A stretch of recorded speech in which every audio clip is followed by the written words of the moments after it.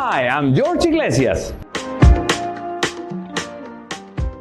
And today I present you the crazy washing machine. In 1942, Dr. Howard Caton created the plot soft silk, and there's been many versions around the globe. Throughout almost 83 years of existence, I want to pay a tribute to this classic of children's and family magic. There's been many versions around the globe, and I wanted to contribute with my own ideas and also my own method to perform this incredible magic trick.